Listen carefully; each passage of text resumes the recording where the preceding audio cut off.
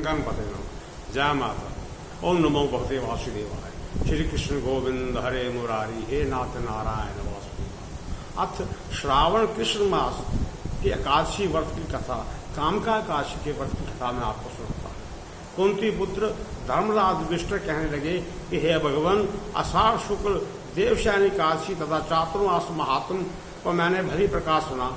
अब कृपा करके श्रावण कृष्ण एकादशी का क्या नाम है सो कहिए।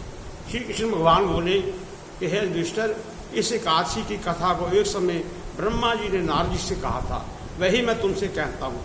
नारद जी ने ब्रह्मा जी से पूछा था कि हे पितामह, श्रावण मास के कृष्ण पक्ष की एकादशी की कथा सुनने की मेरी इच्छा है, उसका क्या नाम है, क्या विधि है और क्या महात्म है, सो कृपा करके कहिए। नारद जी के जब वचन सुनकर ब्रह्मा जी ने कहा कि हे नारद, लोगों के हित के लिए तूने बहुत सुंदर प्रश्न किया है। श्रावण मास के कृष्ण पक्ष की एकादशी का नाम कामिका है। उसके सुनने मात्र से वाजपेयी यज्ञ के बराबर फल मिलता है।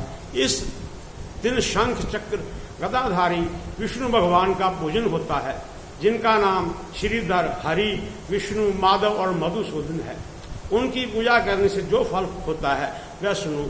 जो फल गंगा, काशी, नैमिषारण्य और पुष्कर के स्नान से नहीं मिलता, वह भी इस कथा से मिलता है। वह विष्णु भगवान के पूजन से मिलता है।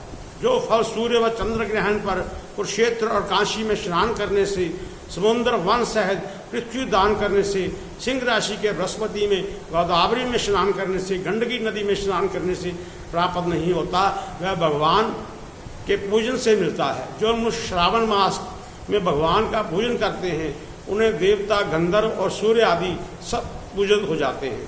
अंत पापों से डरने वाले मनुष्य को कामका एकादशी का व्रत करना चाहिए। विष्णु भगवान की पूजा अश्वमेध यज्ञ के बराबर होती है।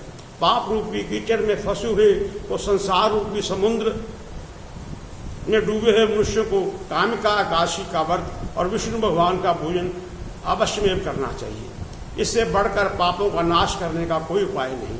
हे नारद, समय भगवान ने यह कहा, कामिका व्रत से जीव को योनि को प्राप्त नहीं होता।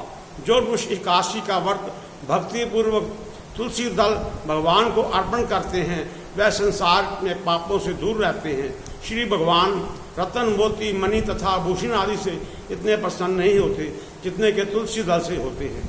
तुलसी दल पूजन कर फल 4 भर चांदी और 1 भार स्वर्ण के दान के बराबर है। हे नारद, मैं समय भगवान को अति प्रिय तुलसी को सदैव नमस्कार करता हूँ। तुलसी के विष को सींचने से मनुष्य की सब यातनाएं नष्ट हो जाती हैं। दर्शन मात्र से ही पाप नष्ट हो जाते हैं और स्पर्श से मनुष्य पवित्र हो जाता है।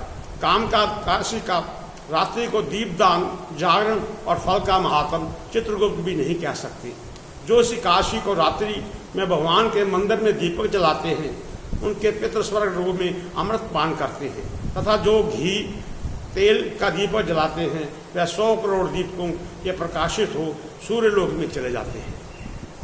ब्रह्मा जी कहते हैं कि हे नारद, ब्रह्म हत्या तथा भ्रूण हत्या आदि पापों को नष्ट करने वाली इस काम का एकादशी का व्रत मनुष्य को यत्न के साथ करना चाहिए।